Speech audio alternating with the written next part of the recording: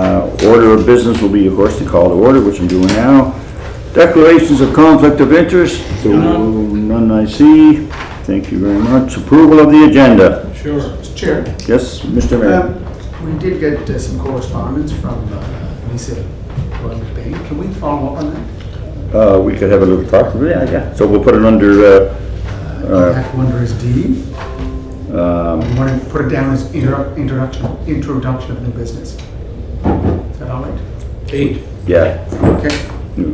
Okay, Thank you, sir. thank you. Okay, so I need approval of the agenda. Sure. Moved by Councillor Ramsey, seconded by Councillor Yankoff. Will do. Okay. Adoption of the minutes. There is none to be approved. That's great. Business arising from the previous minutes. We don't have to worry about that. 6A report. Discover Charlottetown overhead installations. Do you want to do a little intro? I am going to. Sure. Thank you. Okay, thank you, Mr. Chair. As the committee is aware, Discover Charlottetown has been working since last winter on a proposed overhead installation project that's currently planned to span a section of 10th Street between Great George and Prince Streets. So the committee will know this is an area of the downtown that has seen a lot of business investment in recent history.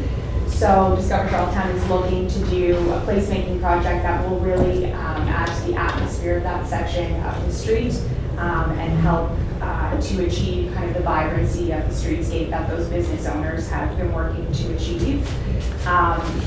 This group of individuals, representatives from 9 Yards and Discover Charlottetown, were here with us in March at the regular meeting of the committee to present the concept for the project, which the committee was generally supportive of at the time.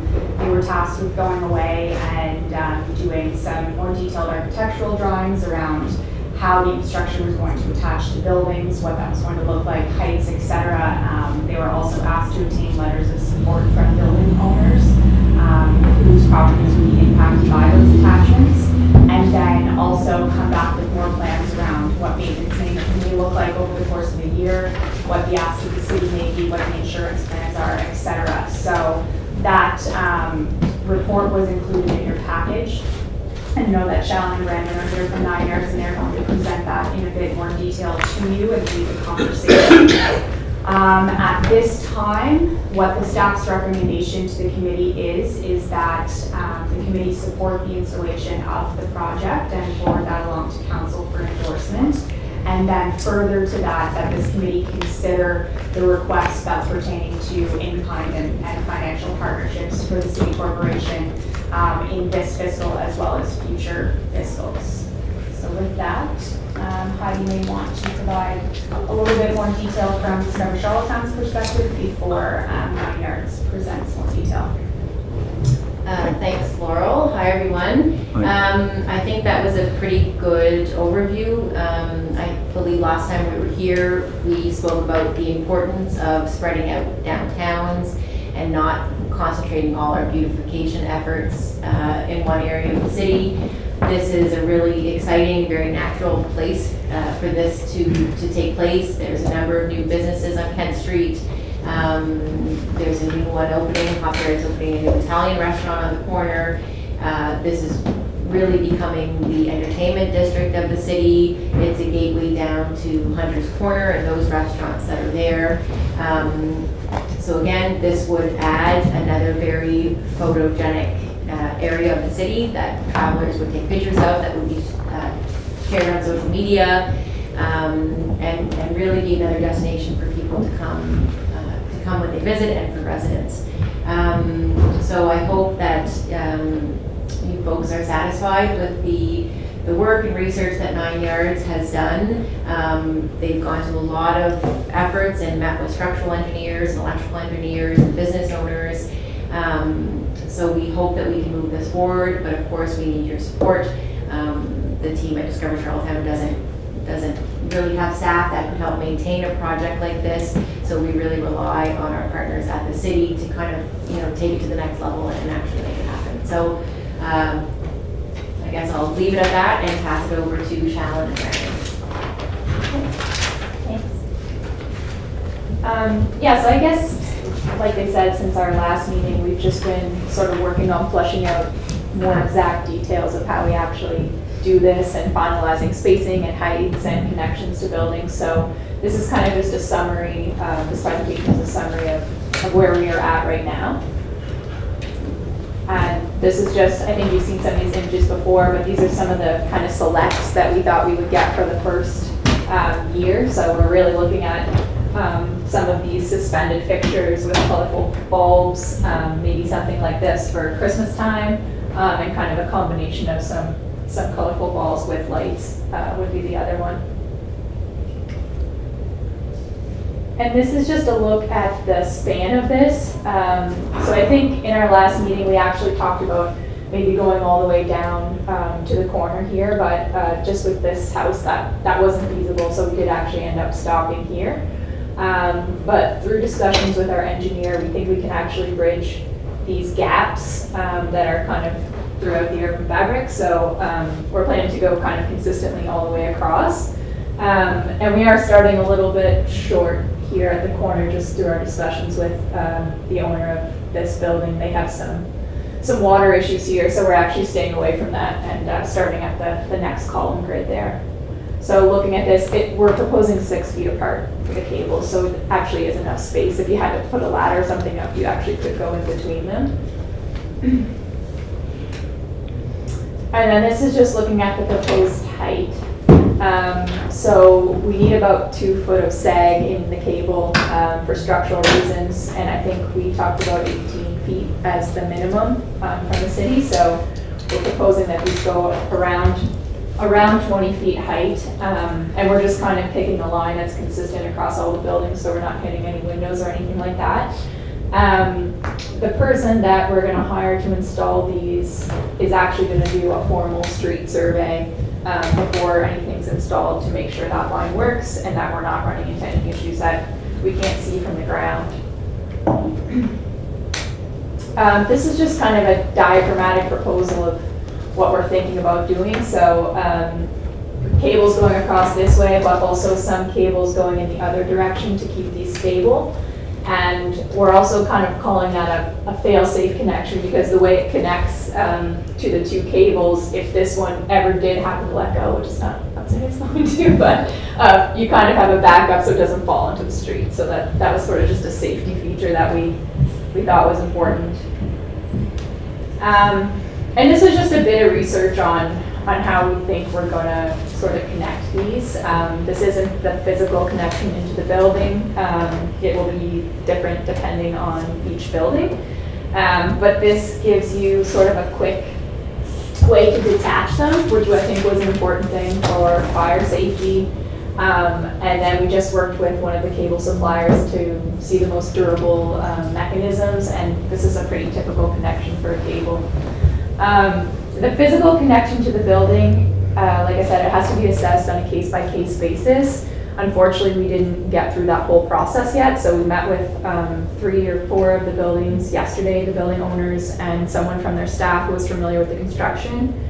And we took our structural engineer with us and kind of assessed each one. So I think we're gonna have actual details for the buildings that we are happy to share with you guys and the building owners, but in a lot of cases, it's going to be bolted directly through the structure. So there will be a little bit of work on the outside and inside of the buildings, obviously as minimal as we can get it. And that's just kind of looking at those fail-safe connections, and also that's the way we're going to suspend whatever is up there as well, lights or balls. This is just a look at how we're gonna get the power from the building. So you'll see in future slides that we are asking the building owners to pay for the power, or we find some donation to do that. But essentially it's really just outlets that are going to be added to the exterior of the buildings. We need at least 2 buildings to volunteer to let us put plugs into their building, and I think we do have 2 volunteers. So we have an electrical engineer, Craig McIntyre from EA Engineering. He's going to be doing this work, and he will actually do a set of drawings and put it out to tender, and then the winning bid will kind of do the electrical work for the project. So this is just a idea of kind of timeline. We did talk to Signcraft about doing this work in the beginning, and I think they're still on board to help with the installation if possible. But for the actual bolted connections through the building, we're probably going to need a general contractor, so I think it might be a sort of team effort there. But he talked about sort of barricading off maybe one side of the street at a time so we could leave one lane open just to minimize traffic issues in the city. And I forget how long he said, 3 days. He guessed about 3 days of work to install the initial cables. And then after that, for the change out, he estimated 1 day, but it really depends what we're putting up and how many of them there are and that sort of thing. So that was just a rough estimate. And this is just looking at, this was kind of the concept in the beginning, was to change it out each season with something that's kind of related to that season. And that could vary and probably grow over time for the inventory. And then this is just a summary of basically the ask for the city and what others are contributing. So Discover Charlottetown, obviously doing this whole initial study to get this done. They are fundraising the initial investment, which is kind of fluctuating, but is somewhere in the range of 100 to 150,000. And then for City of Charlottetown, we're asking for cover the cost of the annual change out of objects. And I don't know whether that's hiring someone or using the city's resources, but again, it depends how long it is. We just put an estimate of 10 to 40,000 a year, depending how many times it's changed out and what is actually done. I think this is more of a safety feature, but I think it's important probably to have an annual inspection of the cable connections, even if it's only takes an hour for someone to kind of check all the connections and make sure. So I put estimated at $2,500 a year, which is basically 2 days of a structural engineer's time. And then hire a company on retainer for any maintenance that may occur throughout the year. Again, I don't anticipate maintenance here, but this is for any unanticipated costs, estimated at 1 to 2 days a year. And I think the big item is insurance and liability for the project, and we would ask that the city take that on as it kind of falls out of the jurisdiction of anybody else. And then for the building owners themselves, we are still working with them to find out about paying for power. And then we need volunteers to let us plug into their power supply and also obviously the connection to their building and any work that happens associated with that. And this is just a rough schedule. I think we're already a little behind on this, but we do have most of the support letters from the building owners. There's a couple outstanding, although we received verbal support from them. We haven't gotten their official letters yet, but we do anticipate those to come soon. I think for things like engagement of electrical engineer to do the drawings and to finalize structural details, we really need sort of this approval before we commit, because that is an investment on Discover Charlottetown's part to get those drawings done. So I think the main installation we would really like to have done by, well, we'd like to have done now, but December I think is the realistic timeline, because we want to get proper commercial LED lights, and they are like 8 weeks out at the minimum. So I think we're looking at probably a winter, maybe Christmas is the first time, or that's sort of where we landed at the moment. And that's kind of just a similar summary. So that's basically it, but we'll be happy to answer any questions if we can. Thank you very much for the presentation. Scott, anything you want to start with?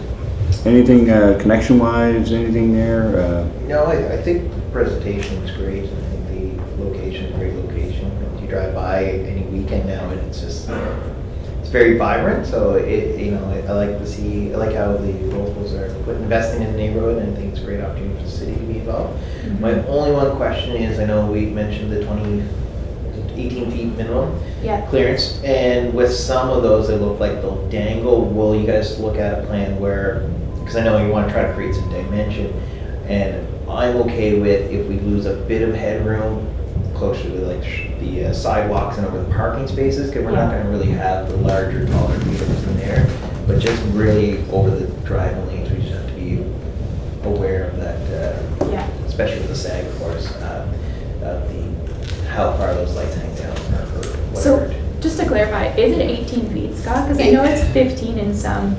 It's, what is it, it's five, What, five the point height? three. Height. Yeah, Maritime Left is 15.5, Yeah. 15.6, because we move buildings. Right, yeah. Yeah, so they do that. When you look at structures, they always require 5.3 meters, I think what it is the standard.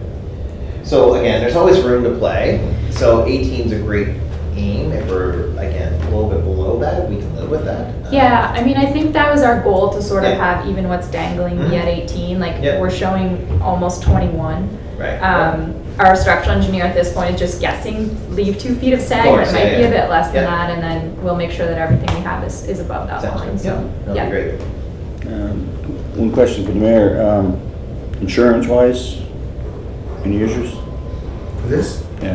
no, the only issue I have is that I thought we were gonna go the whole street the last time we were talking. Well, There's a because of the house. residential building on the end, that, like the red building there, it's like a home or, Mm. Yeah, it's think it sounds like a a church. transition home. it's a transitional, like having lighting right outside people's bedroom windows and Yeah. stuff, I think would just be problematic. Yeah. Um, So Heidi, the money that what's the money that's coming from a code, June? 100 grand, 100 grand. yeah, innovation, we have 30 confirmed. I know we didn't look at incorporating the facade for Fitzroy Parkade into that because design review, right? Are you on the design review? No. I mean, they approved that the lighting for that front of Fitzroy Parkade requires something to enhance the front. So is there any way that we can go back to the code to see if we can get some funding for that? No, we have the max that we could get from them, from this specific fund. One thing that we could look at, and I don't even know if I chatted about this with you guys, Shalyn, but I was talking to Jeff Sinnott, and we wondered about taking the potential, or maybe we did chat about this last time, the potential stretch that would have attached like the red house at the end and actually attaching it to the next corner so that we could include basically Hunter's Corner, like those businesses, because he owns both buildings on either side, so that would kind of bring them into kind of what we're calling the entertainment district. So there would be a small gap at the end where the red house wouldn't be attached, and then the next block would have the beer garden go to Hunter's.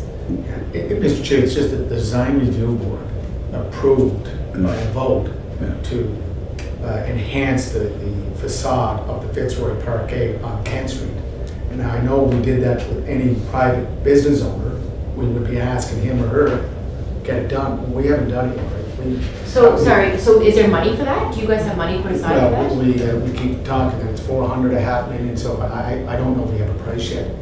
I think that would really enhance with this whole lighting system that we're proposing. Could we not put a piece of artwork on the side of that building? Love to, Well, can we just deal with that separately? yeah. Probably, yeah. Be Yeah, better to do because that. we're doing something similar on the old Triangle building. We're working with them, and we're gonna have a huge, almost 20-foot by 20-foot picture of Erica Rutherford's.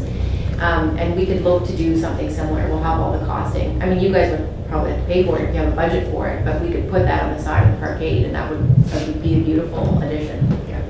So our contribution will be what, Scott? Do we have it for this project? I think they, 200, is it? it'd be just a yearly. It's really so you guys wouldn't contribute really anything No. up front. It's like the future maintenance that it's It's like, the maintenance and you know, we can inspection. get the funding up front, but then to kind of keep this going over the years that's something that. You that could do we're the at. change out 4 times a year. Like seasonally, the city, and our hopes would be that they would be responsible for changing it out, which we're just guessing on what that could cost. Like, you know, it could be $5,000 worth of labor every time you change it out. We would provide the doodad that go on, and then the other ask is that the city take this under their insurance. So that if there was a hurricane and one flew down and whatever did that damage, that it falls under the insurance, the city's insurance policy. It's good deal. And we did reach out to our insurance provider, and they provided some parameters. I don't see anything that's alarming here. It's mostly just, you know, develop that policy, make sure we have those agreements in place with the building owners of who's clearly liable for what. Right. You know, access to the buildings if we need it. Just again, the typical legal lawyer, Yeah. insurance Deal, yeah. requirements. So that I think that's just something that Laurel and I can definitely work Yeah. on, developing that policy, Yeah, that if this is approved by council, then we can also develop that, get that policy Get approved the at the same time, Okay. so that it's all covered off. Okay, Councillor Ramsey. Thank you. Fantastic. I'm 100% behind it. It really brings our city alive. But we, as Laurel and the mayor and everybody knows, we're going to be asked questions. Is it $10,000 a year or is it $40,000 a year? Like what's the cost going to be for the changeover, right? Because we have to budget for it. Yeah, that's fair. So like when I talked to Signcraft, just as an example, if they were hired to do it, for one change out, it was between like 5 and 10. But I just gave him there's 800 colorful balls, for example, that have to go up. So it really just depends. Like if we just hang one wreath on each cable or something, then that's a totally different price. That might be 1,000. So I think it's really gonna vary. But So that's where it states from 10,000 to 40,000 a year, because there's going to be 4 changeovers. if it was the max amount and there was 4 changeovers, Yeah. 40 grand would be the max, I think. And there'd be a learning curve too. Oh, sorry, Laurel. As Heidi indicated at the beginning as well, if we end up having the ability within our public works department to do the change outs, Right. right now it would require a bucket truck just based on Just the gonna heights bring which we that don't up. currently have. Yeah. But if the city was to acquire a bucket truck and that is no longer a cost and we're able to do that internally, there's obviously a cost of time, but you're not paying an external Correct. company, so Correct. those costs. Yeah, that's why I was looking at it too. Some might say, well, can our own crews do it and all that? So I mean, by maybe the- Brown's got a bucket truck. Like if we were to do one by December, we would probably have to rent a bucket truck, right? Because we don't have. Yeah. So typically Christmas, any bucket truck we hire, it used to be Yesco, so Signcraft now, I guess. They do all our bucket truck work for hanging street lights in Christmas and such. Yeah. We found, I think it was they're only charging us about $40, $50 an hour, which is not astronomical. It's That's very, good. and for us, we would definitely be able to have a bucket truck for other uses and. We need a Where it's just resources, resource thing. I would think for the first few years, definitely we would want to hire contractors. They know what they're doing. We don't have the guys in-house that have done this and have experience.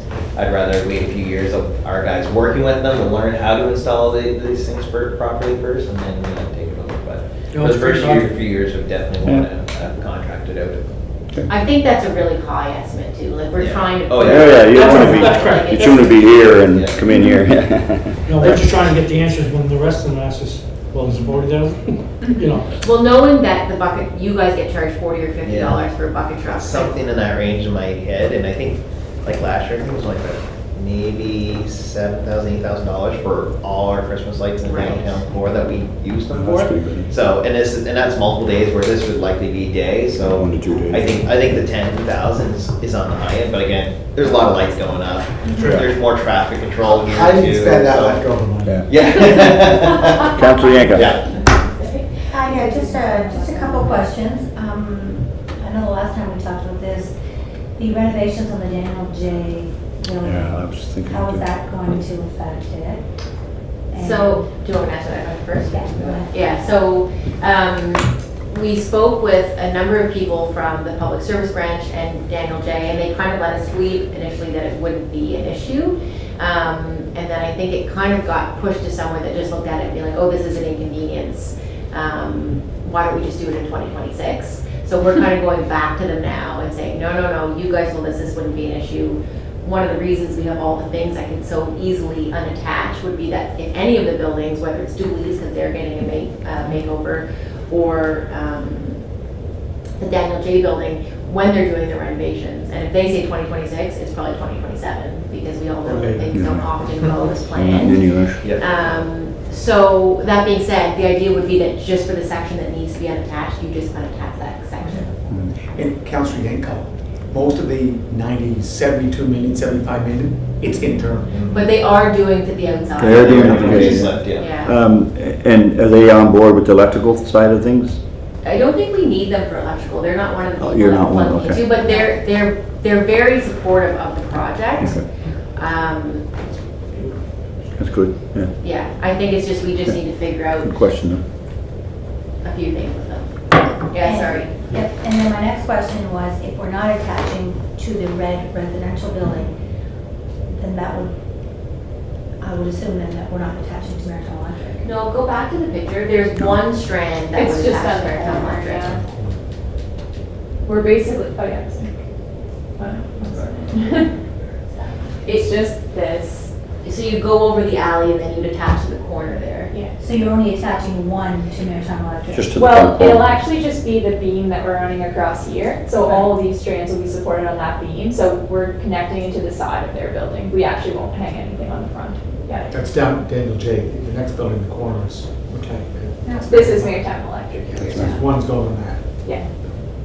And they're also very supportive, like, I spoke with Kim Griffin, and they'd be happy to look at giving us like a grant to go towards the electrical cost every year. Well, they wouldn't waive the bill, would they? What's that?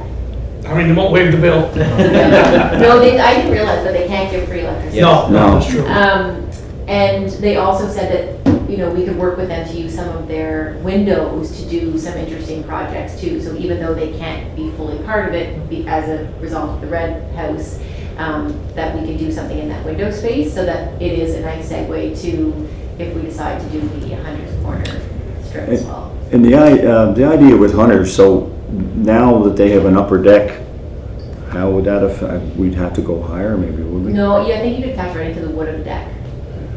And to be Yeah. honest, we haven't looked into, these drawings don't take into consideration Yeah. that, so we have to look at where those heights and stuff Yeah. meet. But I think knowing that, you know, Jeff owns both and that those buildings are wood versus brick, I think they'd be, safe to say they'd probably be a lot easier to install into. Just the only thing for me that comes to light there is when the beer garden went in, right, there was quite concern about people crossing, right? You know, to go down to the crosswalk and go across, not to have that fluctuation because of the city cab company right there. There'd be some concern whether or not that's gonna, you know, that's just okay, this is one big party area, right? So Right. we have to make sure we control that somehow, make sure that Jeff, but I'm sure Jeff would understand that too. But, Yeah, yeah, that's good. That's good. yeah. There hasn't been a lot of concern from the police on that, because because how, when they designed the beer garden and they did it the right way. Yeah, there's an they funneled entrance it into right the- at the crossing. Yeah. So I think you're always gonna get people crossing the street anywhere. Well, they do on Kent Street. What's that? I mean, they do it wherever, you know. Yeah, they're exactly, talking about- exactly, yeah. But Yeah. for the most part, you're getting a lot of people actually crossing at the crosswalk. Yeah. They may not be waiting for the signals, but they are crossing at the crossing, the marked crosswalk. Yeah, it scrambles crosswalk. I Yeah. get one of them. Yeah. Okay, I cool. just want to follow, can I just follow up on your Sure. question? Yeah, when you're done. I didn't know, I'm glad you brought it up, Councilor Hancock. So between the Daniel J and MECL, you're gonna have lights running over to the parking garage, correct? Is Yes, that right? So, are you putting a steel beam there? yeah, that's the plan. I mean, there was like 7 solutions that were proposed, I think, from our structural engineer, but, And that beam be up about 20 feet, is that what we're looking at? yeah, And you have agreement from MECL and yeah, Daniel J yeah, to put that there? yeah. Oh, so you're gonna be attached, you're gonna have the lights right in front of our parkade? Well, that's why we were thinking if we could get And we the don't have the artwork. design done yet? Oh, okay. Well, they're saving you money. No, I know. I think if We're way ahead the of you. design was there, it would really be a very beautiful enhancement. Well, that's why I think we should look at getting a piece of public art just underneath the lights on the wall, on the big blank space.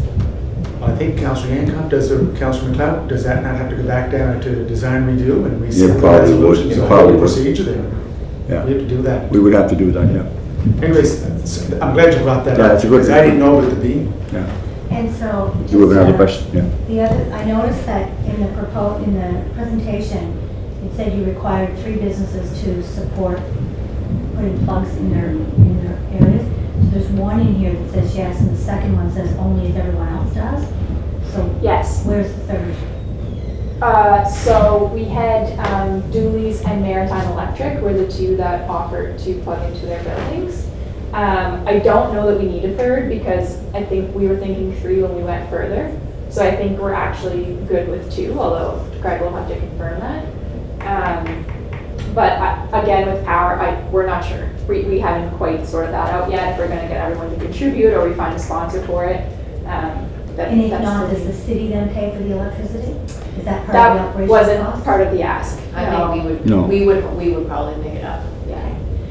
And I only had two other comments, sorry. When it comes to insurance, I think we and Laurel probably already has the answer to this, but to quote Heidi, the doodads, if the doodads are bought, I would think they would have to be in the ownership name of the city of Charlottetown for us to insure them, would they not? Because if they're in the name of That's right. Discover Has to be Charlottetown, already to me done. that becomes problematic when it comes to insurance. So that's just literally a letter from Okay. Discover Charlottetown saying the city, they're donating or gifting the city.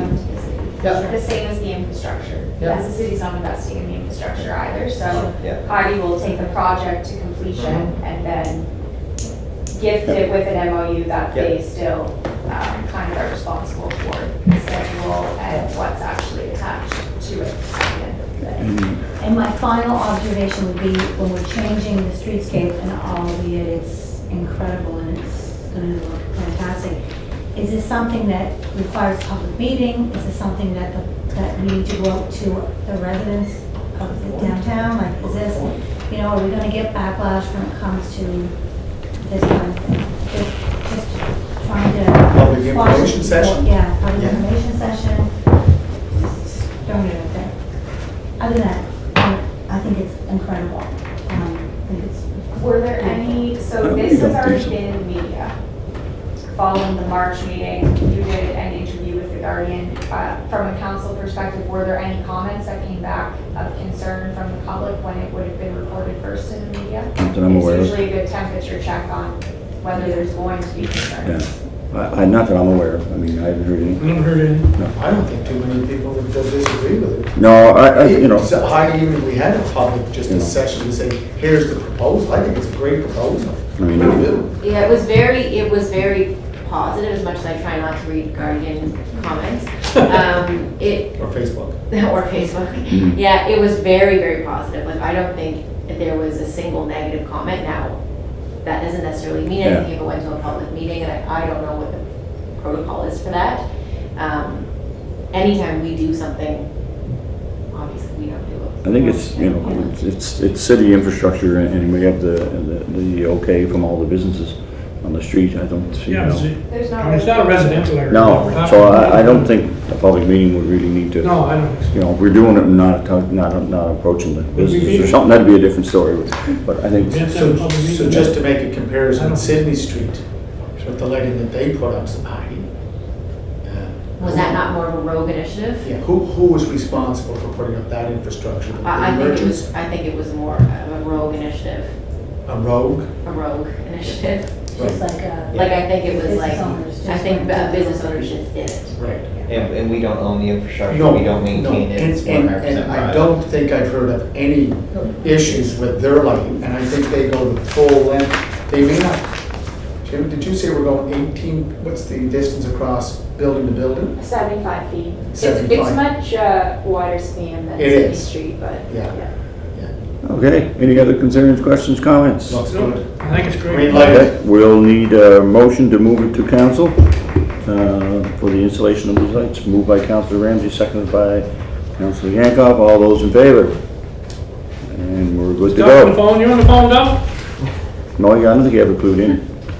Queued in. So. Lucky him. Yeah, so, okay, so it's go, Peterson, yeah. So that we move it, it's a unanimous decision to go forward to council for the installation of the Kent Street lights. Thank you very much, everybody. Thank you. Great Thank you. presentation. And a lot of hard work. Is there anything required of any of these organizations for council?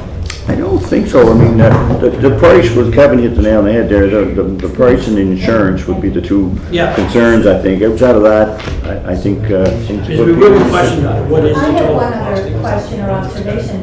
Has Yeah, downtown it's all in Charlottetown kind. been these buildings. kind All of in kind, included except as for, a conversation? Insurance, I mean, she knows about that, it. like, This is wooden structure. but Scott thinks that's an easy fix. It's actually concrete block, yeah. It's the only Yeah, well, we We kind of figured they put in 5,000, I think it's going to be 5,000 per time for 4 times. I think Dawn knows about it, I mean. Yeah, she is aware. But He's fine as long as we stay on this side. because we don't have a bucket truck. I just, there's not, Sign Yeah, grab, it's on that yeah. building. It's funny how this all comes around, but sign grab was pretty cheap to us That's the anyway. play, like- Yeah, so we're not concerned with that. No, Yeah. but we do have a contact there. Yeah. Okay, Mr. Mayor, Ready to go? we're ready to go. Thanks, guys. Thank you. Oh, I did have one question though. How does, Yeah. I can ask Laura, I think. Police cameras, any issues with that? Have we asked police to just to give a? Police was involved in the initial meeting before it came to this committee, and they didn't have any concerns that they expressed. So then that's not at gonna the time. interfere with the cameras at all, right? Not that they've expressed to us. Obviously, when the final site plan is done, then we can let it. And if there was, Yeah, yeah, to we make might sure be able to it's make an on adjustment. tracking views, Yeah. But at first pass, they didn't see any Yeah, good. concerns. Thank you very much. Great. Thank you, good job. Thank you. Thanks, guys. Stay safe. And I'm due for a meeting with Dawn, so I'll make sure to A what? bring up. No, I was just responding to one of Alana's questions. Oh, sorry. You're not everything. Thank you. Okay, B, University Avenue Master Plan, Mr. Adams. All right, thank you. So everyone in front of them has the large packet there from. This is a public document, Mr. Adams. This is, that's why it's here. We want to Yes, take it thank to committee to be able to share publicly. Here, five. I think we're supposed to take it home and review it. Yeah, I think Yes, so the goal is just a brief introduction of what it is here. After this committee meeting, we'll distribute it to all the remaining councilors' inboxes. And I will send an email later today advising them that that this is in their inbox. And we will be looking forward to next public meeting, or council meeting, to adopt this plan so that we can move forward with adopting this plan and moving it into bringing forward some plans to start upgrading University Avenue in accordance with this, with the master plan that we created. Great news. I would just be mindful that today is the 26th, and the next council meeting, we're gonna need, councilors may need more than 2 weeks to review this document. Certainly, and if that's something we can definitely delay until even, if we do have a second. Special meeting. Yeah, absolutely. Yeah, yeah, it might take 1 to 2 cracks, you're right. Sure. Yeah. But I think it's great, you know, it's one thing we've been lacking, our some master plans is moving forward. Yeah. So again, just how they kind of laid it out, the first few pages kind of are kind of an overview of University Avenue, traffic counts, and how the street currently is. And then they slowly move into the review of it, the safety review, and recommendations on how to proceed with various aspects of street infrastructure upgrades, from accommodating AT to street lighting, on-street parking driveways, so on and so forth. So they've gone into quite a bit of detail and recommendations on how we should proceed with our future upgrades to University Avenue in this area. And I guess I will leave it up if there's anyone that has questions at the moment. I can field them now, or if you have questions anytime between now and then. And we may, if you want, we could always wait till we have the next committee meeting. If you guys want to review it and have questions, bring it back next That committee might be a meeting. good idea. And then we could take it to Yeah. the next council meeting after that, if that's something I'm fine with that. I think that might be Scott, good. the one question though, when you turn into, we've been hearing this for 10 years now from the transit people. Yep. They're turning into Superstore. One person in the street going downtown, the other is crossing the traffic Yep. and goes behind. For There sure. was talk that, well, their pipe dream is to put one across the street in that field, but I don't think that's gonna work, is it? So this is where you're talking about. So here's the RCMP barracks. Right. The system has detected that a few lines are still connected to the conference and will attempt to end it. If you wish for the lines to remain connected, please press any key. I don't think Mike's there yet, so No. I'll just hit a key, just keep it open if he does call in. So what is being proposed is, so here's University and Belvedere here. Here's Blaze Pizza, that's an old aerial for them. So what is being proposed is, so currently what's happening is the buses pull in, I want to say, so here. Indigo, yeah. Do they pull in through Indigo or just the driveway just before The Indigo? driveway before they go Yeah. out. So they pull in somewhere here. So what the proposal is actually to eliminate buses from actually having to pull into here. We did talk to Transit, they were very happy with this. So because we'll have an AT pathway on the I guess the east side, and what we're recommending, this is a new signalized intersection. So right here is the existing driveway for the RCMP barracks. We're recommending to shift it, to align it with this Coming from the mall. drive-through or driveway for Indigo. Right. This would be a signalized intersection, coordinated with this signalized intersection. And then that way, folks can be dropped off at the bus on this side. If they need to transfer, get to Superstore, they have a pedestrian signalized crosswalk here. And so Transit are very happy because now we have those safety features in place. We have a sidewalk for people, or a pathway for people to use. They would stay on the street, drop people off, and would help improve their cycle times on University Avenue. And it would be a barrier then down the middle where the other entrance is Exactly. by Burger King. So I always consider this the main entrance to Yeah. Superstore. Yeah. We would put a median down there. So now this is No a left right in, turn. right out only. No left turns. No left turns because that is a concern Yeah. intersection at the moment. That makes So in order for people to get out by Indigo, they go to the traffic lights in the middle, the Yeah. other ones, Yep. and then they go across and left. Correct. If they want to head left, they want to head north up to the mall. If they want to head right and go downtown, they can still come in and out here just through right turns. Yep. Is there any concerns, like they're gonna be close, those two traffic lights, right? They will be, so they'll be communicating. So when we do the work, we'll do work at both of them, connect them through fiber optic networking cable, and they'll communicate. And so. But you're gonna have three there from KFC out. Yeah, you'll have one. No, but that one strip, I one, guess. that one's down far enough that the interaction between, because it doesn't give a lot of time to Nassau Street, that has No, it more doesn't. green university, it has very little impact upstream actually. It's the coordination of these two will be key, and we'll have them communicating. We'll have that system designed, there are a number of systems out there to make sure that happens, but. Makes sense. So if we require that, No, you go Go ahead. ahead. Mr. just on Belmont, just to Belmont. come out that turning lane? So, yes, so this returns this turning lane here, so we will have a dedicated right through and a left turn lane here. Right Would on. be part of land in that discussion with the owner? So right now, we've already talked with this owner, we don't need any property off of him except for a very small piece. So I don't know if you can see that, but the property line kind of squares up right here. That's where Blazes. Yes, correct. We were talking to them when they designed this, and they have designed this corner, so it's actually just grass right now, that they would be okay with us putting our sidewalk Take the back turn, onto their yeah. property. Okay. We coordinate that one. He has seen this plan because we wanted to make sure that what they did with their driveway worked with our future plans. He was a little concerned with this. We are putting a median here because we want to eliminate those left turns here and Oh, yeah, those for left sure. turns to here. It's too close to the intersection to be holding up traffic, but to counterbalance that, he will, when they turn here, there is a right turn pocket to get into Blaze. We have enough right away to make that happen, and so that was one of the. Right in, right out, or we can left in? So here, this driveway here will be right in, right out. This will be all directions, this one back here, yeah. So you're saying that coming down Belvedere Avenue, hit the lights, Yep, Blaze Pizza, there's gonna be a right turning lane. so yes, there'll be a right turn lane to go on to University Avenue, head north.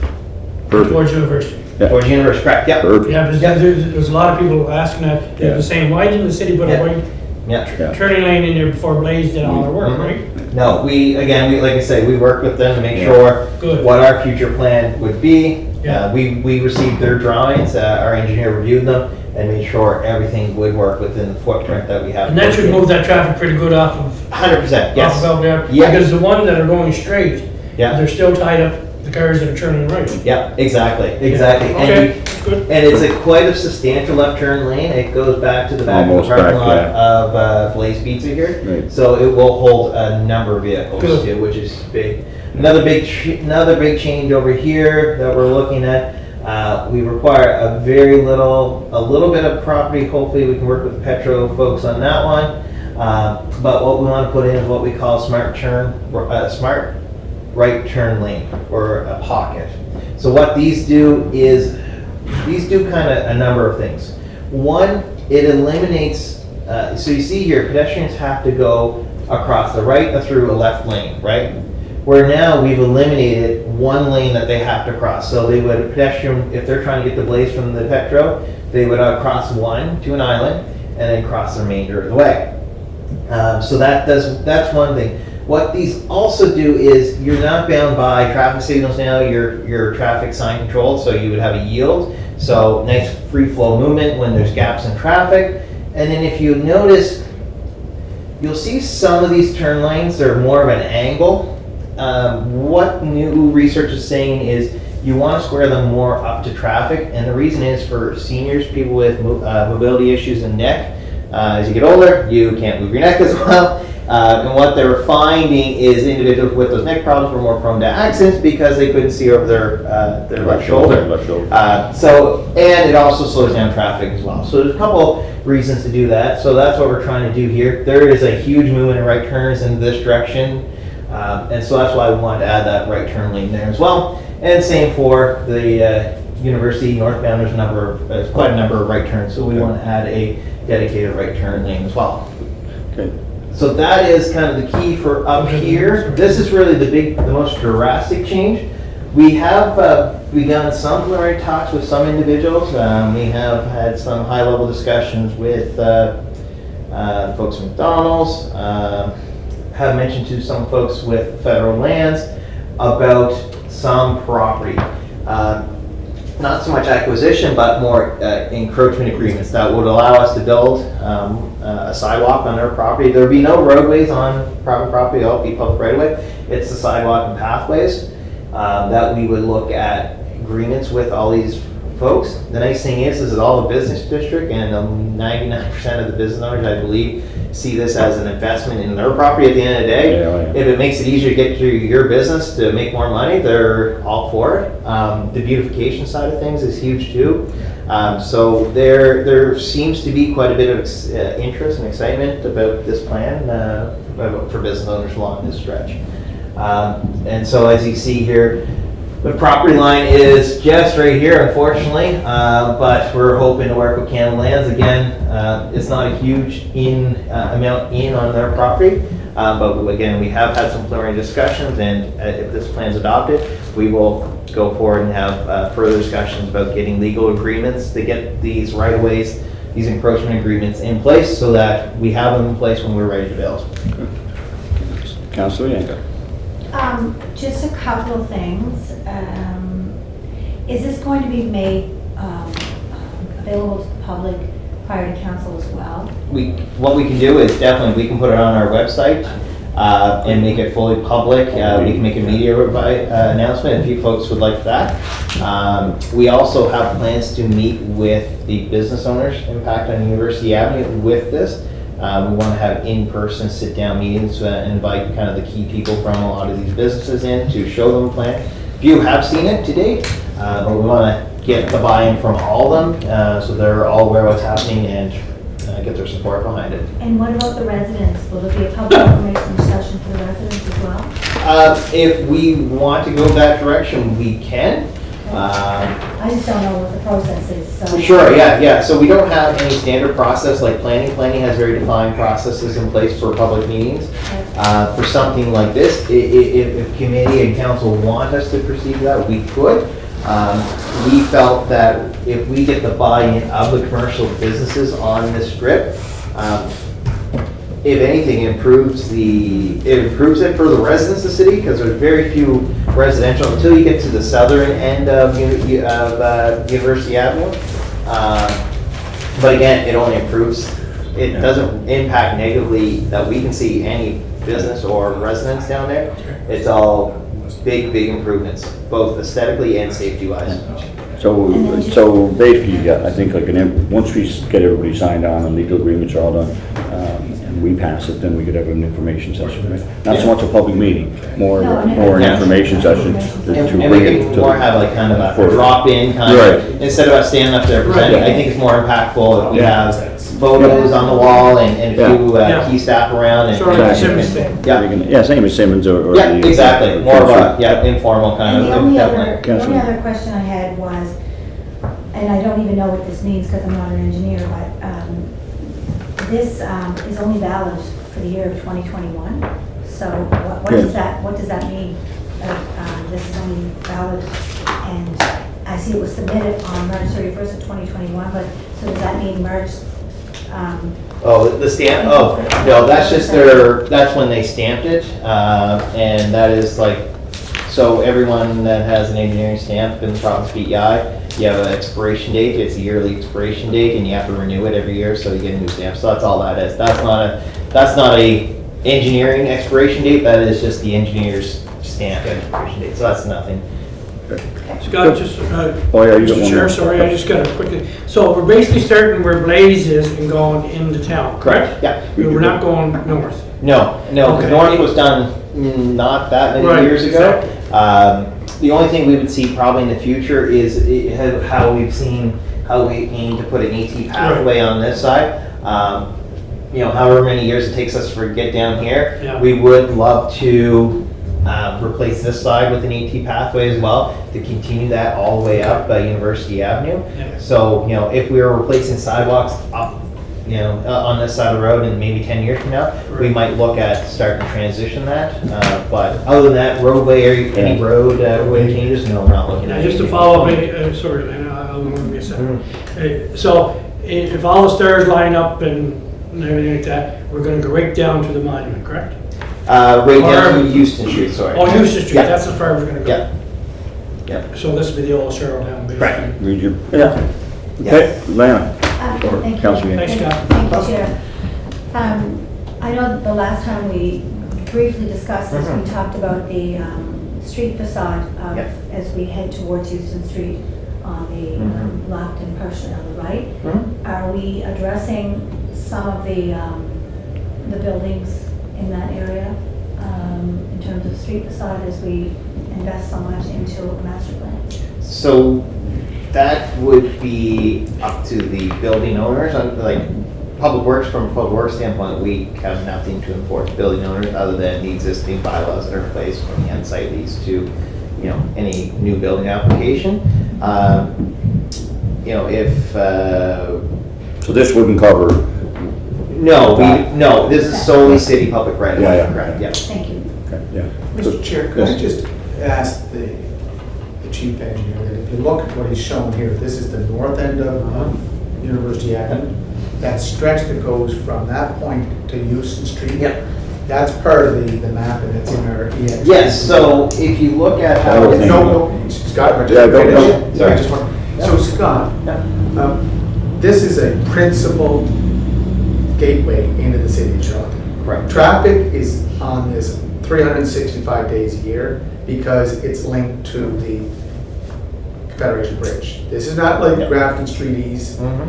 It's the main principal. And if you keep going straight, you head right to Summerside, so it's a very straight And through way. Councilor Duffy, I know I've been down there many times down by the Farm Center CBC. If you look on the west side, that sidewalk is right on street level. Exactly. It's amazing Yeah. to this point that no one has been hit because Yeah. sometimes, how people are on cells and they can glide over. It's amazing because it's flat right. Then if you go from Allen, Kirkwood, south down to Houston, there's an appetite and it's been talked about, let's do something. Here's something that can be done. Well, that's- So if we're going to start, do you plan to start from Belvedere University or you plan to start from Houston University? Our recommendation is to do this end first, just this section, and then potentially flip down and start coming our way back. And the reason why is this intersection has the most traffic collisions in Charlottetown. It is prone to accidents. I think over the past 4 or 5 Yeah, years, it's we've a had busy 40 crash, yeah. 40-some vehicle accident.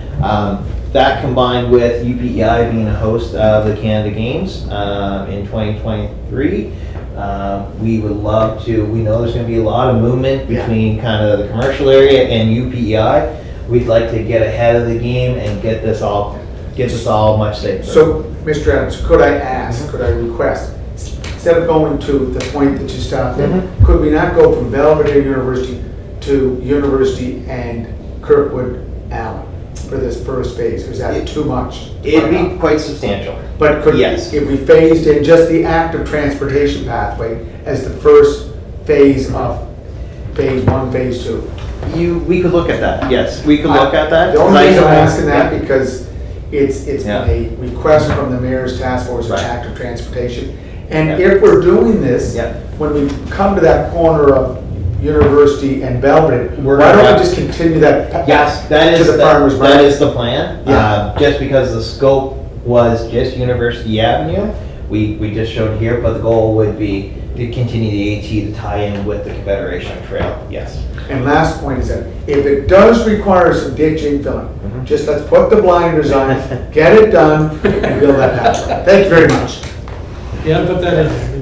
Okay, we're good. Sounds good, So we're just gonna, take it in for, and, So the goal will be for next Yeah. committee meeting, we'll bring this back.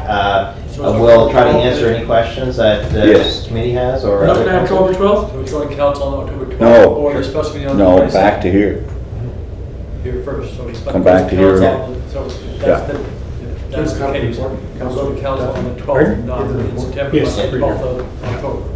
Probably, yes, because we And wanna. this afternoon, Yeah, we'll put all, Could we wanna Wallace, change the put all meeting? all the reports in the remaining councilors' boxes, and we'll send an Yeah. email advising them that Send they're in there. breaking news. Yeah. Breaking news. this is like, nothing gonna happen Actually, Your tomorrow. worship, or, Okay, Mr. Chair, oh, actually, we did have a fatal accident where his worship spoke to him, maybe 7, 8 years ago, on December night. There was an accident, a deceased On person the avenue? right in front of Dino's soccer shop. Is that right? In December. Ladies were here from New Brunswick. I think they were over for one of the university hockey games, and there was a head-on collision and then veering in over the flat sidewalk onto a flat parking lot. Yeah. And the one young lady passed away. but it wasn't a pedestrian, No, it was the vehicle. it was a vehicle, yeah. But did not hit a Yeah. pedestrian.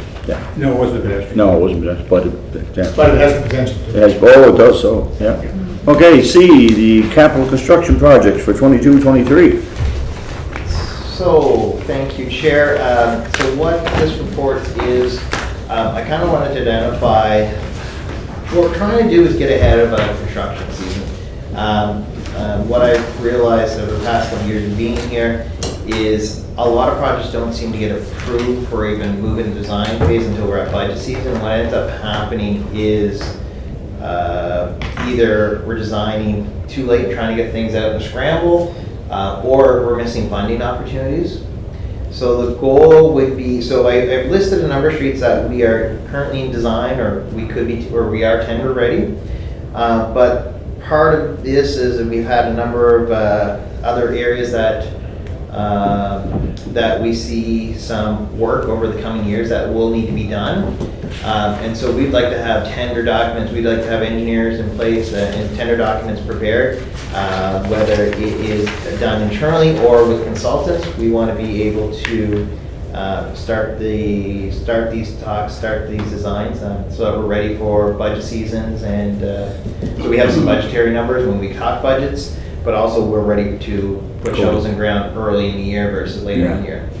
Well, I think just recently there, one of our issues was, we approved things, but it didn't get tendered till later on. Yeah, and exactly. Some of this would be because of that. It's because of scheduling, like, Right. we're trying to get in and schedule consultants and their schedules, you know, we're competing with other municipalities and other private businesses, and everyone's throwing money at them, and they want to take the work on, but it's extremely, it can take a while to get some projects just because of Just to the get it right. resources, yeah. Okay, Councilor Duffy. Yes, thank you, Mr. Chair. I have a real problem with third, it should be no surprise to anybody, with third on the list. I mean, this is crazy. We all, yeah, I just, Mr. Chair, you were on Public Works 2 years ago, and Councillor Yankoff, you were also on Public Works 2 years ago.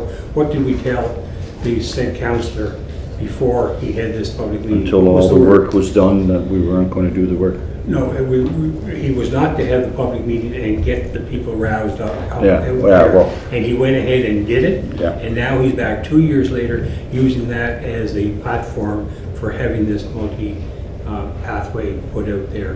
When, really, we should be responding to needs, unmet needs with taxpayers' money. We shouldn't be responding to wants. And that's what that is, because there is no evidence that says that the design of what we have out there now is dangerous. We have had a police report where there's 10 accidents have occurred in that general area. 9 of them were on Mount Everett Road. And by the way, we're supposed to be doing this to make a design that is safer, okay?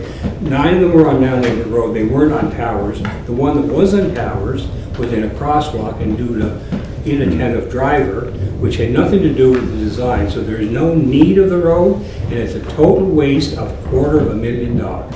And that's what it is, $250,000. We can do a lot better for a lot more people with $250,000 to fix a road that's not broken. So and by the way, he keeps saying it was approved by council. It wasn't approved by council at all. I checked with our document clerk. There is no bylaw, there is no resolution, there is nothing. You just pull that out of the air, and then people get sucked into it. Yeah. So Thank I you. would strongly. Okay, sorry, I'm. Yeah, no, I'm done. I'm done. Thank you. And you wanted to respond? Yeah, to- so just the first ones on the list, there are either already designed or in design, and the reason why Towers Road got designed, and that was just recently, it was mostly to do for the fact we're building that road between Towers and Spencer, and we wanted to make sure what we did at the intersection there would work with any future expansion for a trail, and so the cost to design it was practically negligible to add that design work on. So it is designed, it can be tendered anytime if that's a way it comes This is to. for the active transportation pathway. Yes. Towers Road. Yes, it Is is. it on the north side or the south side? It's on the south side, yeah. But So, Mr. Chair, I'm sorry, go ahead. no, so it is on design. Again, the goal is to have a list of projects that are ready, either in design or ready for design at budget time, so that we can sit as a committee and say, you know, here's what we're recommending to do, but we do have these other tenders that we could put out if that's the council and committee's wish.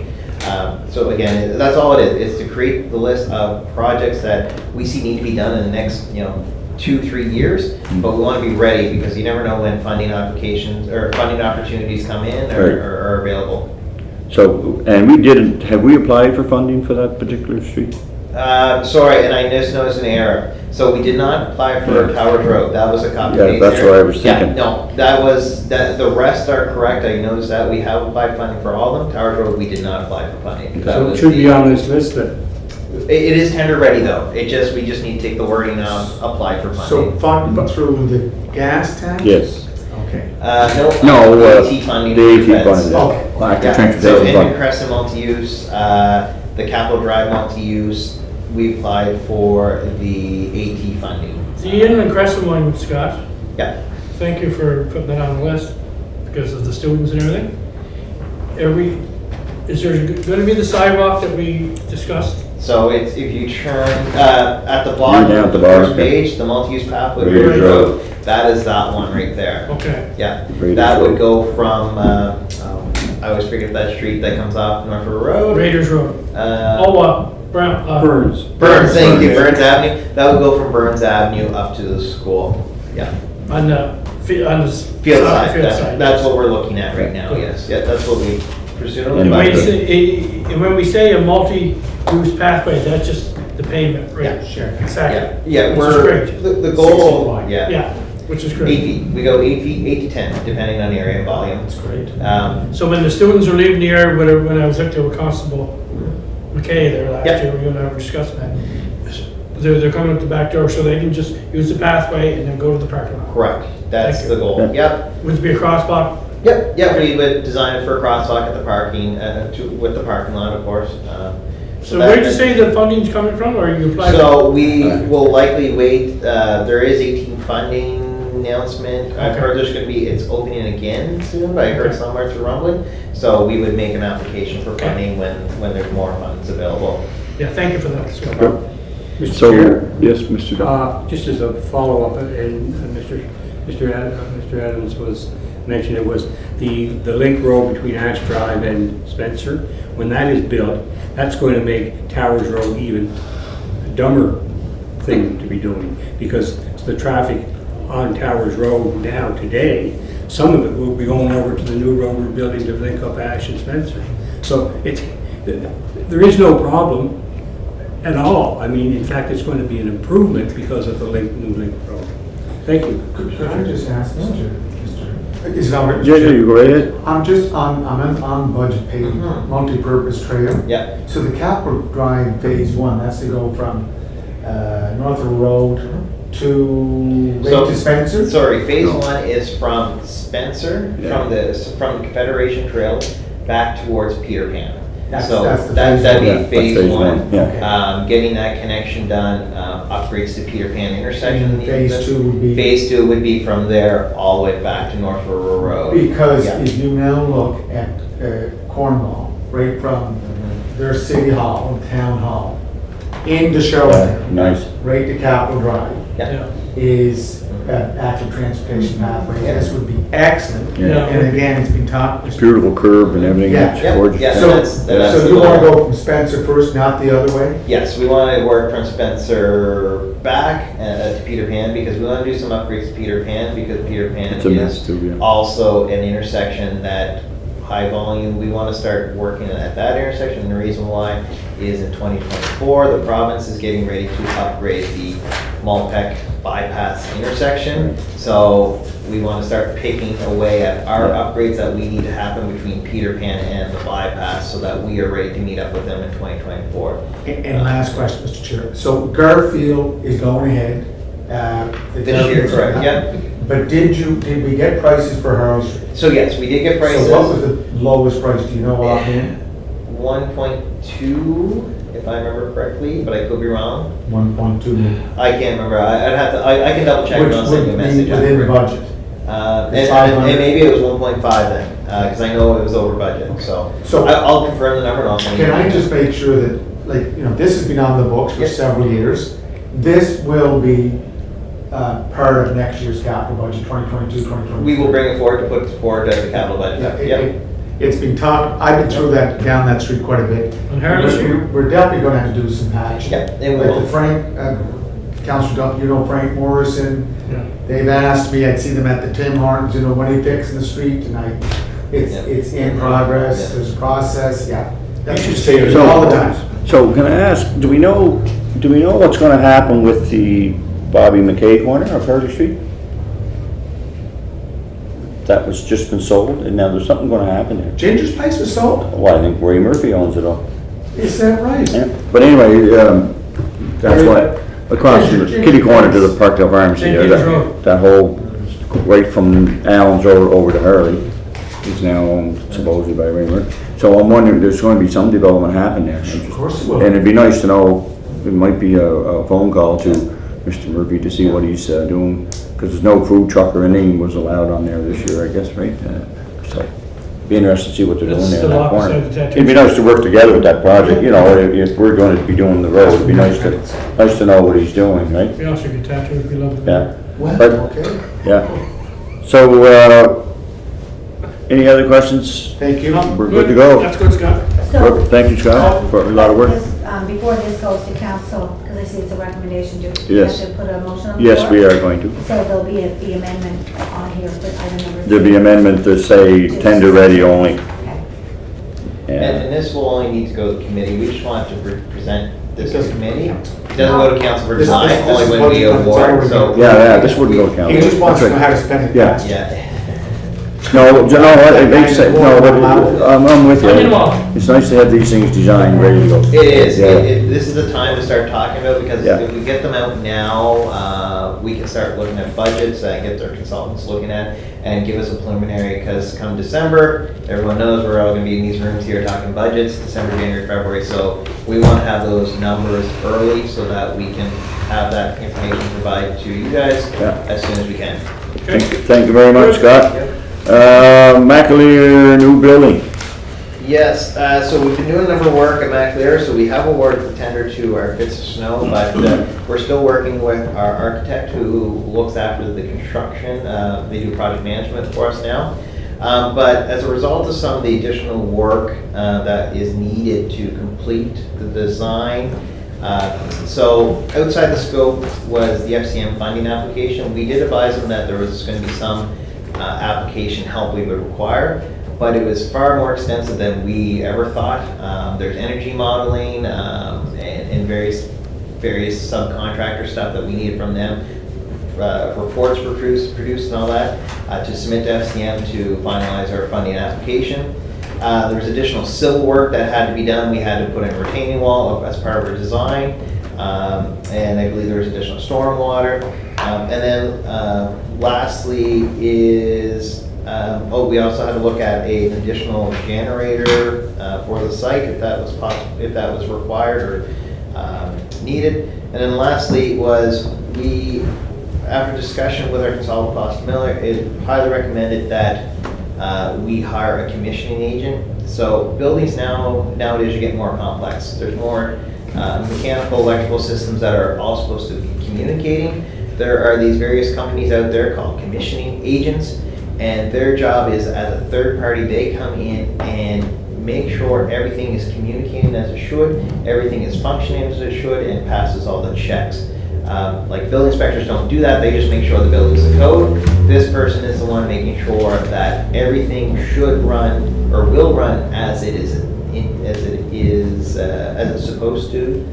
I'm told you do not see buildings of this side not have a commissioning agent anymore, just because they are the experts on this side of things. And so we would want Sable Arc to manage that side of things, to work with them, because there would be a lot of information that would have to be shared. And as they are the project manager, we want them to speak to the commissioning agent. So based on all those additional work items, we have negotiated an additional increase to the current tender by $25,000 for this additional work, which is very reasonable. They want it substantially higher. We went back and negotiated and settled on a $25,000 increase, and that would be all the fees for design work. That's everything is done. There'd be unless something extraordinary pops up, which we do not foresee at this time, there will be no additional funds provided to Sable Arc for design work. Okay. Scott, the only thing I have issues with, no matter what, it's not only Public Works, but there's almost every committee or every management group. Once we give the RFPs out there, and we get our price for the consultant and the whole 9 yards, it just seems like once they get the job and everything, there's always an additional cost comes up. And I know it's only $25,000 for the size of this project, but it just seems through the whole corporation on certain departments. Once it's started, then they come back and say we need an extra $2 or $10 or $80,000. Like, And would That's why that not I mean, should they make- not agree with that at the price, at the first? would that not make the RFP or the RFQ null and void? Because Nope. if you go back to what was quoted, I mean, when this was first sent out, what was the difference in the pricing and the scoring? And now So- we're adding money on. Good question. So they were low bid. If we added this on, it would still be, I believe, under the second bidder. However, when you're dealing with these types of projects, they are extremely complex. You know, $6.2 million building is quite complex, and there is absolutely no way to foresee everything. You know, it's not like putting a car out there. We know all the specs a car can have. We know there's no hidden in. But when you're building something from scratch, you know, as us, when we put our RFP together, we try to foresee as much as we possibly can. You know, that's why we said there would be some help on the FCM application. But we did not see that the amount of modeling and reporting that was required from the consultant, we did not see that it would be that significant. It was a lot. And again, like, you know, the civil work, until you get an engineer out there and start doing survey work, No one just going out there and looking.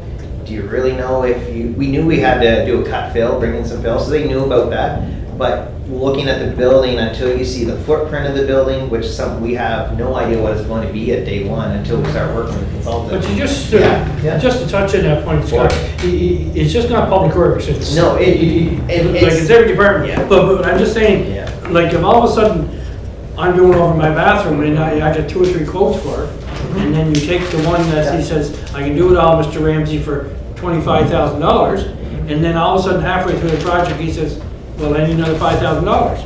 But this happens in Parks and Recreation, this happens in everything like that, Mr. Kelly, and I don't know, it just seems like, once you get the contract, Yep.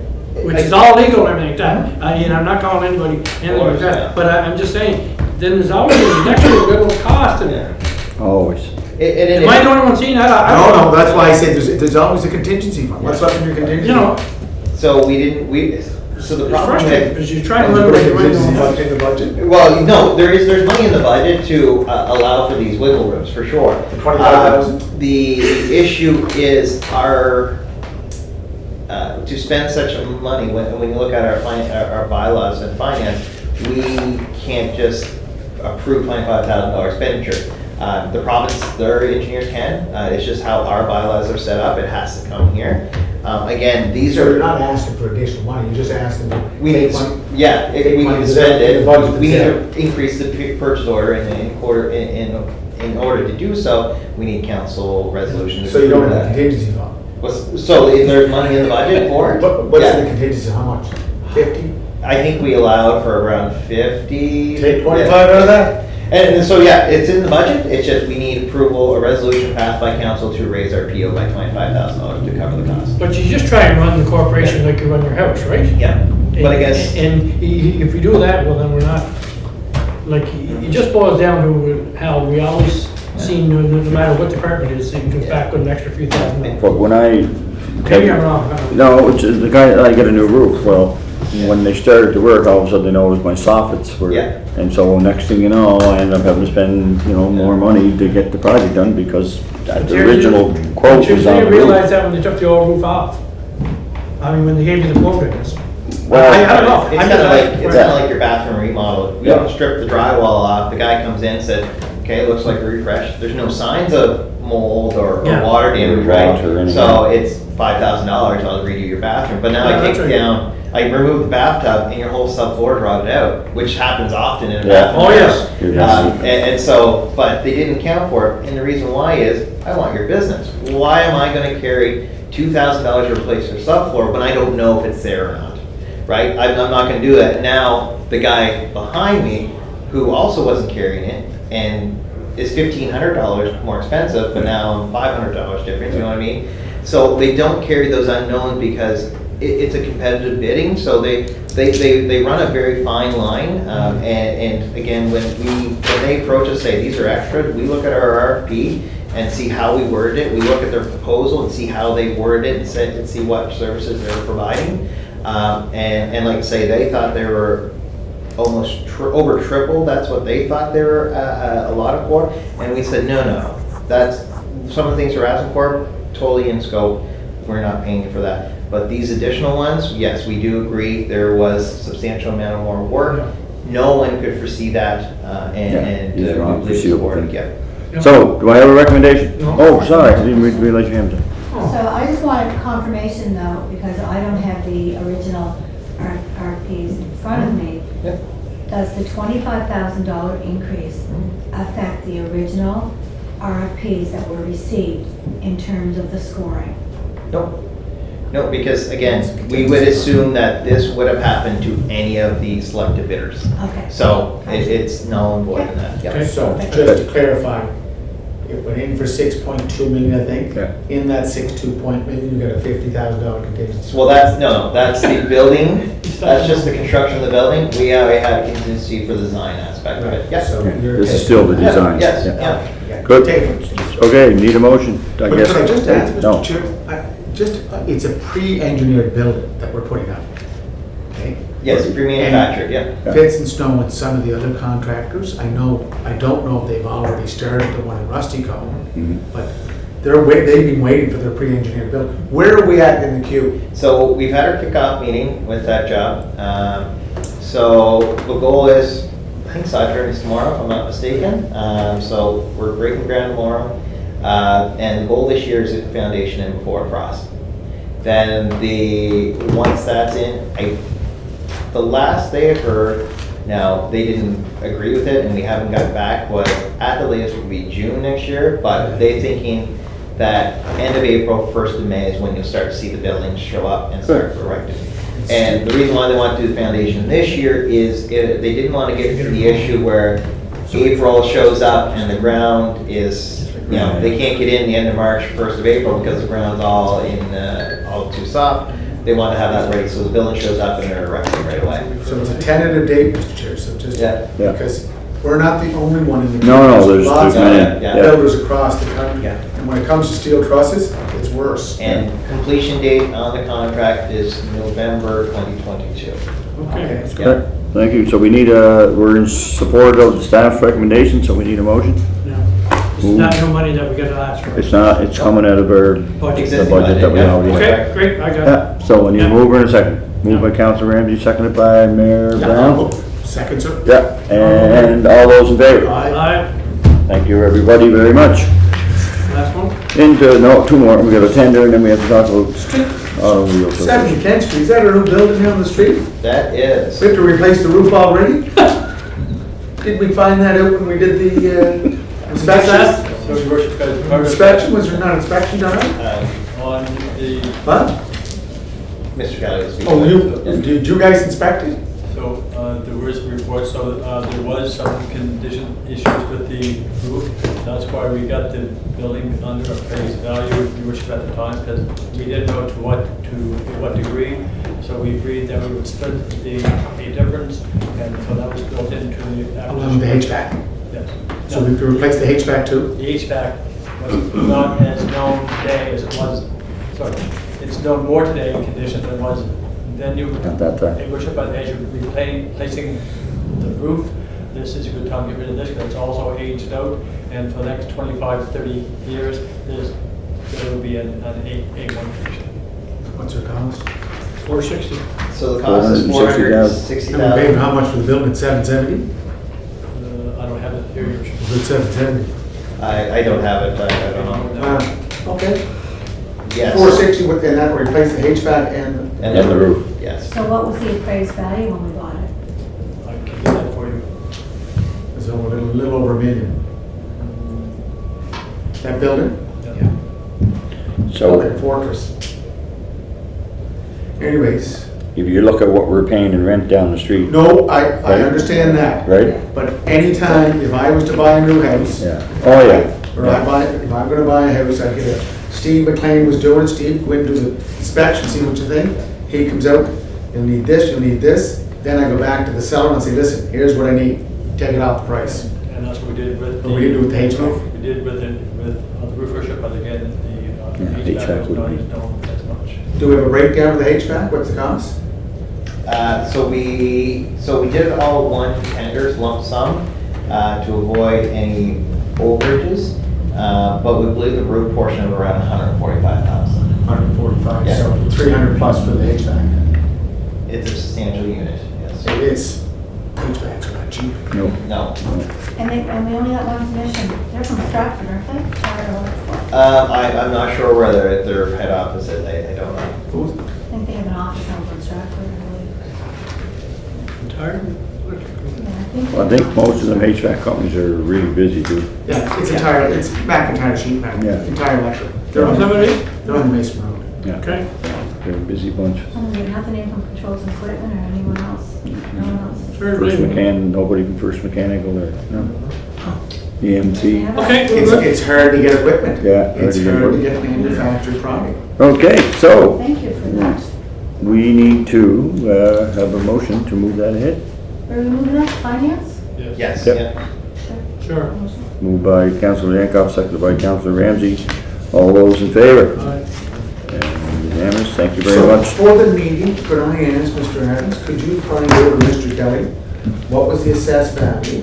What did we cut from it because of the roof? And what was the final price? I think the final price was $770. I might be wrong. I think it was a bit more than the original. Maybe $780. Yeah. It was in around there. You would have, I think Peter would have. Oh, we'd have those. information. Yeah. Definitely have to check upstairs. Yeah, yeah. Cool.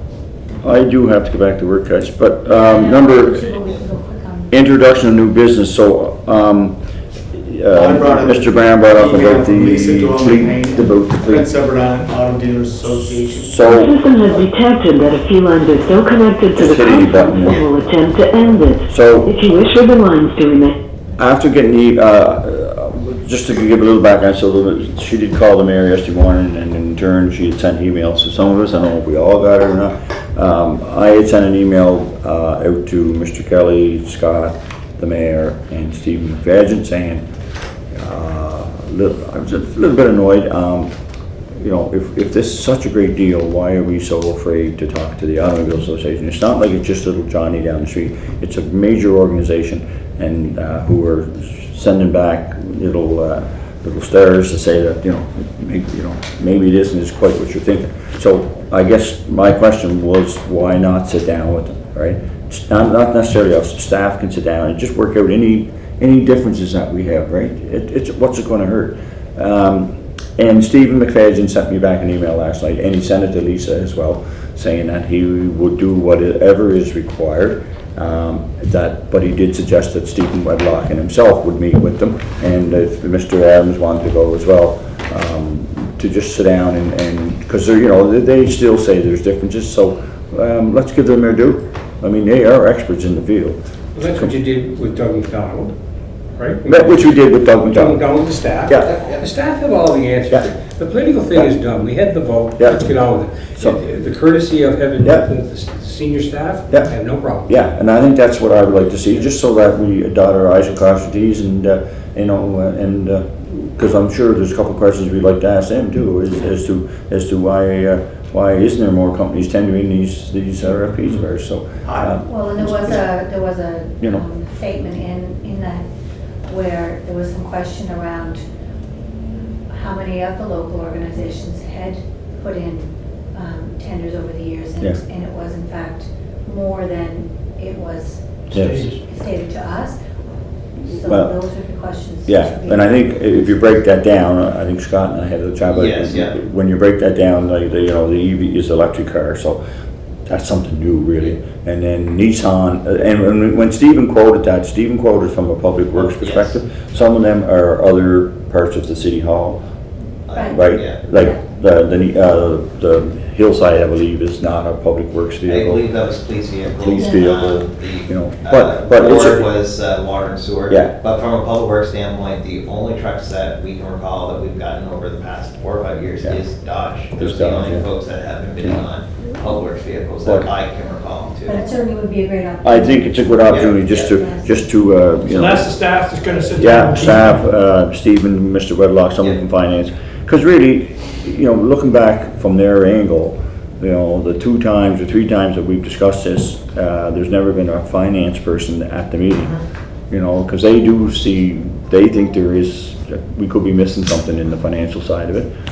If you read the president's letter there, he thought there was a couple of percentages here, there, that they're going to ding us for. Should our chair of finance be at that meeting as And, well, that's what I'm saying. So Stephen thought him and Mr. Wedlock and Scott would be chooses to sit Just down. to, And I mean, chair of finance. Yeah. Would be, Definitely cool. deputy. Oh, well, I think we wanted just staff to kind of deal with that. And, because that's what they did with any other tenders or, Well- and then they would make a recommendation then, you know, maybe you might want to rescind that, or maybe no, go, look, everything's clear, say that, keep going. Mr. Chair, if I could just ask, Yes. like, Councilor Delta did mention again that, you know, we make these comparisons. He makes the comparisons about the 80, the automated, what is it, automated data indicator, the Doug McDonald issue, right? But if you compare that to what we're discussing here, it's apples to oranges. This Oh, yeah. is about a tender Yeah. that went out, and we had the group come in here from the PEI Automobile Dealers Association, and they made their presentation and gave a very good presentation. And then our staff came back and said, well, here's what we have to say. And then that meeting took place a couple of weeks ago. They were given correspondence to get feedback Right. on last Thursday, Right. right? And the next day was Go Cup and Saucer Day. Yeah. And then they had to have a response by Monday. Yeah. Yeah, but they worked, your worship. They worked on Friday. All The car dealerships worked on Friday. all they wanted was fairness in this process. And again, I'm always talking about buying local. I don't know why we're throwing our local dealers out there by saying, well, they didn't do this, they didn't do that. If they had the opportunity to bid, that in itself has a lot of merit. Yeah. Maybe they don't do it all the time, but to have the opportunity to bid, this doesn't allow them to bid. And the PEI, the Prince Edward Island Auto Dealers Association, pointed out there's a lot of hidden fees here. The devil is in the details. So Let's let staff meet with them. But I don't think the final decision rests with staff, because this is new information. No, it's not. And it is new information, it's and I'm not. gonna go on public record to say it is, because we discussed this a couple of weeks or several weeks ago. My thought was that information, that request would go out right away. To get it Thursday night, and the auto dealers were not at work on Friday, and then to have a response back by Monday is not fair. They're in private industry. They had Friday, they had Saturday, they had Sunday, and they had Monday. They had 4 days. How fast did the letter come into us on Tuesday at 12:48, I believe, from a decision made Monday night at 7 o'clock? That information would have came to us for Monday night if they had the time to put it all together. Well, that's how fast they can work. Yeah. So they had 4 days to come back to the staff's package that the staff gave to them. They had 4 days to We do made that. the decision to go back to them several weeks ago, Yeah. and we go back to them 4 days before. Yeah. 4 days. Yeah. 4 days. Councillor But Duffy, at the end of the day, guys, I don't know what's missing here. We were giving them clarity is what we were giving To them. me, it's. I'm not about to become a pen pal with the organization. yeah. The council has spoken, we had a vote. And it was what, 4-3? Hey, That's it. just remember, we rescinded other votes that took place. If they're thought to be required to be rescinded, but this one is not required to be rescinded. There's no dispute about anything. There is. Did you know about all these fees, all these charges, extra charges? Did you understand that? No, we didn't have them at vote time.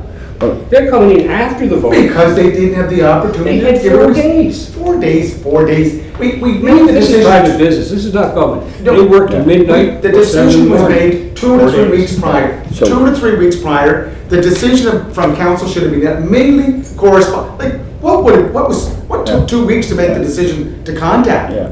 What happened?